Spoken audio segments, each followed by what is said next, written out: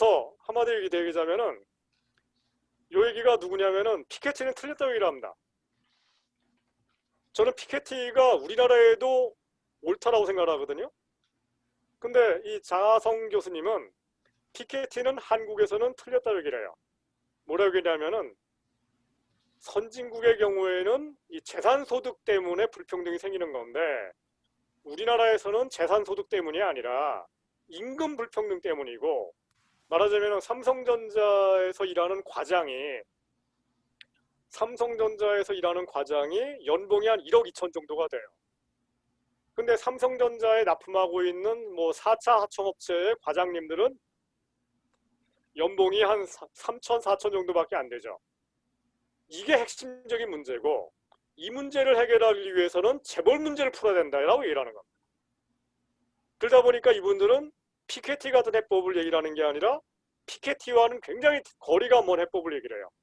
무슨 해법이냐? 경제민주화 해법, 공정거래법을 통과시켜야 된다. 뭐 하청단가를 올려야 된다.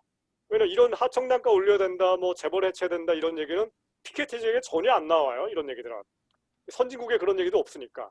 근데 그런 의미에서 이제 이 장하성 교수님 같은 분들은 세계에 공통적으로 벌어지는 사건들이 한국에서는 전혀 적용이 안 되는 거고, 우리나라는 굉장히 특이한 상황들이 있다. 그게 뭐냐?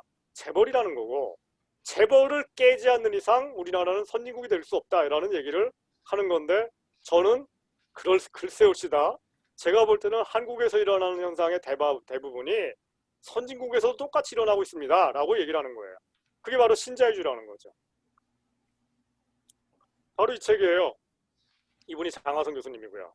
이분 얘기는 경제민주화가 중요하다는 얘기입니다.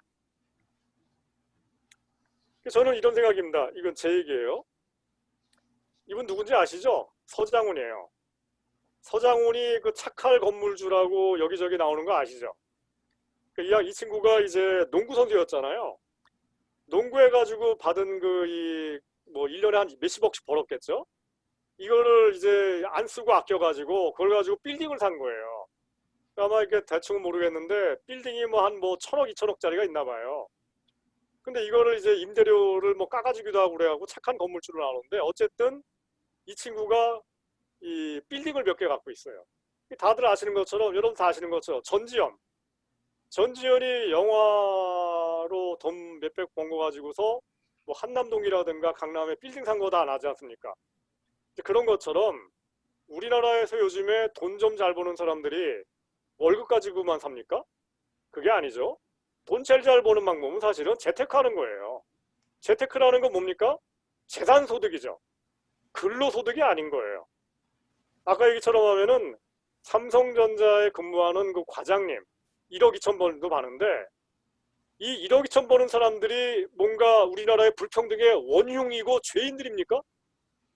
이제 근데 그건 아니라는 거예요. 그 사람들은 어쨌든 간에 삼성전자의 과장이 되기 위해서 어쨌든 공부도 열심히 했고, 그 다음에 삼성전자에서 뭐 일주일 동안 뭐 기술 개발하려고 일도 열심히 하고 있고, 어떤 때는 뭐 깨이기도 하고 위에 상사들한테, 이런 사람들인데, 사실은 뭐 이 건물주들 재테크하는 사람들은 일하지 않고 놀고 먹어가면서 일종의 불로소득을 얻고 있는 거 아닙니까? 이런 불로소득을 얻는 게 바로 재테크의 관점인데, 불로소득이 만약에 이 자본주의 사회에서 누구나가 다 일하지 않고 불로소득만 얻을 수 있다면, 이거야말로 뭔가 누군가는 땀 흘려서 일하고 있는데 이 나라를 지배하는 사람들은 모조리다 불로소득자들이야? 이거는 정말 용서가 안 되는 거죠. 이게 바로 19세기 자본주의거든요.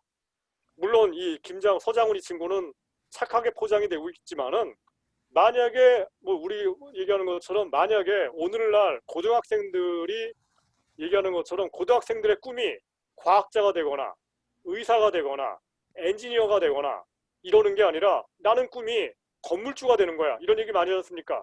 만약에 모든 국민이 건물주가 된다면 그 나라 경제가 지탱이 가능할까요? 안 되죠. 나라가 뭔가 이상해진 거예요 지금. 재테크라는 논리가 지배하면서 건물주가 꾸민 그 세상이라는 거는, 뭔가 제가 자랐던 그 1970년대 80년대 그때만 하더라도 이 공부를 열심히 해가지고 엔지니어가 돼가지고 나라에 이바지하고 그 다음에 과학을 육성하는 거, 이게 국가 정책이었고 그리고 나의 개인적인 꿈이었거든요. 이런 게 바람직한 나라인 거지. 재테크가 꿈이고 그 다음에 건물주가 꿈인 나라. 이건 뭔가 아닌 건데 근데 이거를 뭔가 부인하려고 하는 사람도 있다라는 거 자꾸. 재테크가 지배하고 있다는 거를. 우리나라의 그 이 국민은행에서 매년 그 이 부자 보고서를 냅니다. 여기 보면은 우리나라의 백만장자가 한 21만 명 돼요. 전 국민의 한 1% 정도가 되는데 1인당 평균 재산이 한 22억 정도인데 이게 2016년 경우에요. 오늘날은 한 이게 한 1인당 재산이 한 30억 정도가 돼야지만이 뭐 부자 소리 정도가 듣습니다. 딴 게 아니라 뭐 우리나라 뭐 지금 강남에 한 30평 정도 아파트가 30억 정도가 되지 않습니까? 그 정도는 가져야지 뭐 약간 더 부자다라는 소리를 뭐 일반 서민들은 하죠. 근데 뭐 물론 이제 이런 얘기도 강남 가면 또 안 통하죠. 왜냐면 겨우 아파트 한 채밖에 안 되는 거니까. 뭐 그런 얘기고요. 그리고 이 얘기는 이제 바로 저 얘기입니다. 아까 얘기했던 그 장하성 교수님이라든가 이런 분들 얘기인데 이분들은 이제 재벌 개혁을 해야 된다고 얘기하면서 주주민주주의래요. 주주민주주의라는 게 뭐냐면은 소액주주 운동이라고 하죠. 상법을 개정해가지고 재벌 그룹을 규제하자. 이게 딴 게 아니라 이제 지금 그 민주당이 이 공정경제 3법, 경제민주화 3법이라고 해가지고 국회에 지금 통과시키려고 애를 쓰는 법들이에요. 이게 이제 바로 이 방금 전에 얘기했던 그 장하성 교수님의 해법인데 저는 뭐 그게 일면적으로는 뭐 일리가 있는 문제일 수 있어요. 왜냐하면 우리나라 재벌들이 워낙 나쁜 짓들을 많이 하니까 워낙 나쁜 짓들 뭐 횡령도 하고 그다음에 뭐 배임죄도 벌어지고 막 온갖 그 이 나쁜 짓들을 많이 하니까 이 재벌 총수들 오너들을 견제하기 위해서 이런 해법들이 일리는 있는데 결국은 이거에 의해서 이익을 얻는 게 누구냐? 결국은 투자자들이죠. 투자자라는 거는 결국은 주식을 샀다 팔았다 하는 사람들이고 그 주식을 샀다 팔았다 할 때 이 사람들이 사회정의를 뭐 실현하려고 합니까? 그런 건 아니죠. 대부분 다 그냥 샀다 팔았다 하면서 시세 차익을 얻고 뭐 이런 거죠. 그리고 시세 차익을 못 내는 그 기업은 나쁜 놈들이고 나에게 이익을 못 주면은 그냥 뭐 나쁜 놈들이고 이런 거니까 또 총수를 욕하는 거고 이런 거니까. 그래서 뭔가 투자자들이 뭔가 필요악이긴 하지만은 그 사람들의 관점이 우리나라 경제를 민주화 시켜준다? 그거는 아닌 것 같다는 겁니다. 저는 경제민주주의라는 것이 제 견해로는 공정한 노자 질서라고 생각해요. 딴 게 아니라 경제민주화의 핵심은 저는 직장민주화라고 생각합니다. 다들 아시는 것처럼 우리나라에서는 직장에 민주화가 안 돼 있죠. 직장에 들어가는 순간 노예잖아요. 여러분들 아시는 것처럼 넥타이를 매는 순간 그 넥타이라는 게 사실은 개줄이란 얘기 많이 하죠. 넥타이가 개줄이라고. 왜냐면 뭐 나는 그냥 개줄에 끌려다녀야 되니까. 이런 얘기인데 그래서 사실은 이 직장 다니는 사람들이 행복하지가 않아요. 그죠? 가령 뭐 제가 아는 그 제자들, 제가 국민대학교에서 강의를 좀 했었는데 국민대 나온 그 학생들이 그 은행들에 많이 가요. 은행에 입사하는 게 요즘에 꿈이죠. 왜냐면 연봉 뭐 입사하는 순간 연봉이 한 4천, 5천 정도가 되고 그 다음에 한 뭐 과장 정도 달면은 한 10년 차 돼가고 과장 정도가 되면은 연봉이 한 8천, 9천, 뭐 1억까지 가거든요. 꿈의 직장인데 근데 이 은행에 입사한 그 제자들 보면은 행복하다라고 얘기하는 애들이 없어요. 다.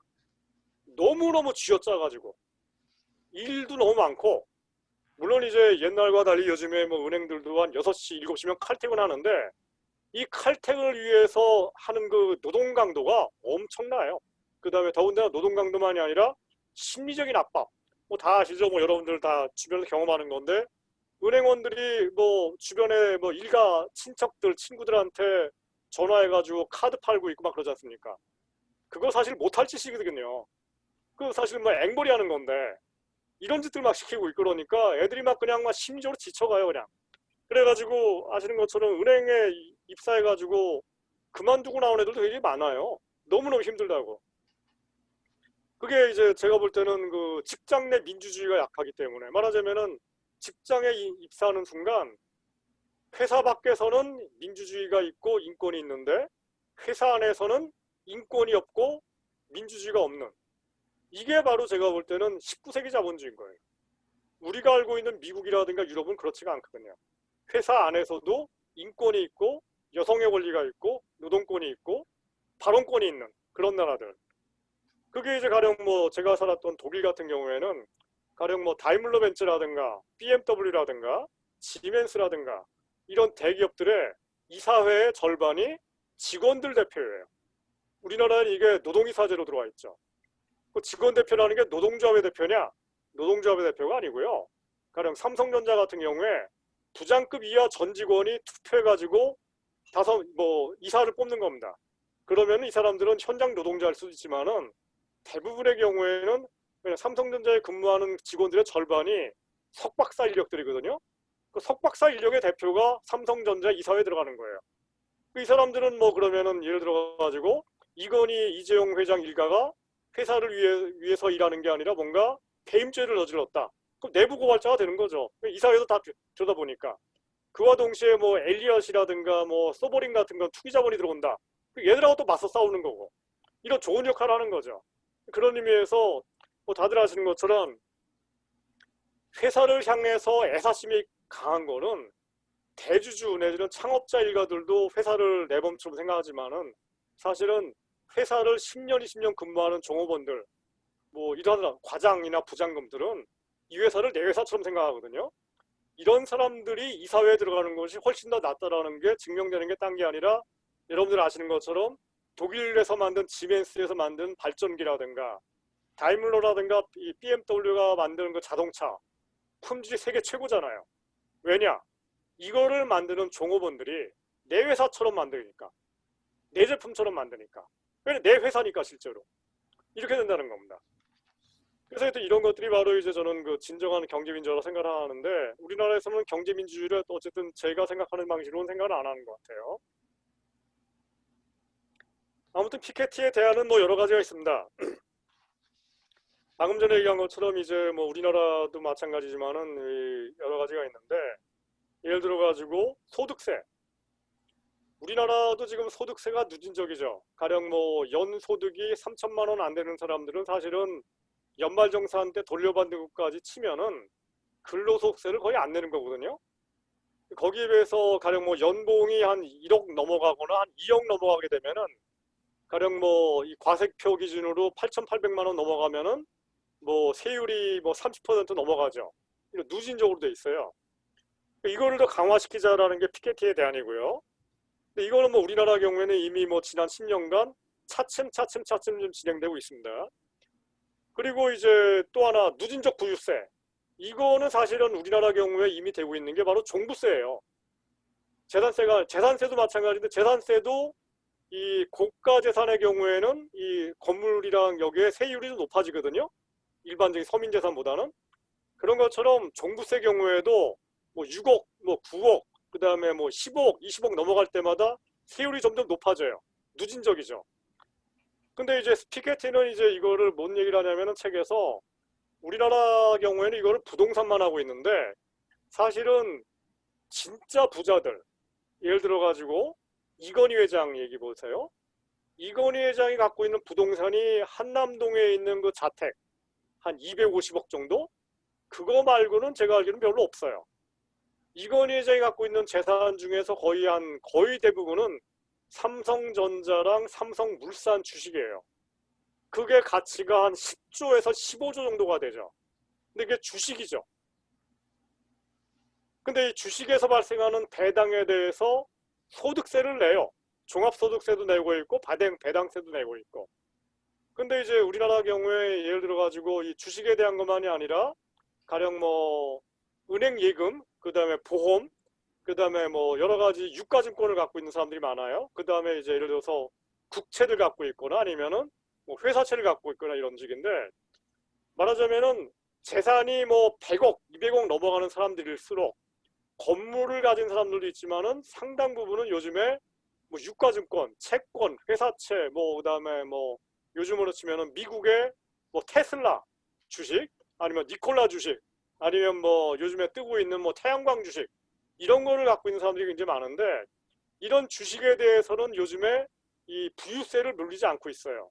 그래서 이 피게티가 얘기하는 거는 부동산에 대해서만 자꾸 과세라는 게 일종의 이 종부세 논리인데 우리나라의 경우에 반발이 많죠. 저도 사실 문제가 좀 있다고 생각합니다. 왜냐하면은 예를 들어서 강남에 압구정동에 30평대 아파트를 가진 사람들이 이게 요즘에 20억이 넘어갔거든요. 20억이 넘어가니까 종부세를 맡고 있어요. 근데 이분들이 정말 집 한 채밖에 없는 사람들이 많은데 근데 이분들이 부동산 투기를 하지 않을 거고 그냥 집 한 채 그냥 갖고 있다 보니까 올라가 버린 건데 거기에 대해서 이제 종부세를 많이 때리니까 이제 세금 낼 돈도 없으니까 불만들이 많은 건데 피케티가 이제 그런 얘기를 합니다. 이 사실은 어중간한 그 이 부자들은 갖고 있는 재산이 부동산밖에 없는 경우들이 많다는 거예요. 근데 진짜 부자들은 부동산도 있지만은 훨씬 더 많은 것이 사실은 부동산, 특히 주택이 아니라 상가, 빌딩 내지는 유가증권을 갖고 있다는 거예요. 이쪽을 더 과세를 해야지 그게 아니라 자꾸 부동산 쪽으로만 하게 되면은 이게 뭔가 공정하지가 않다라는 이 책을 이야기를 책에서 일부 하고 있습니다.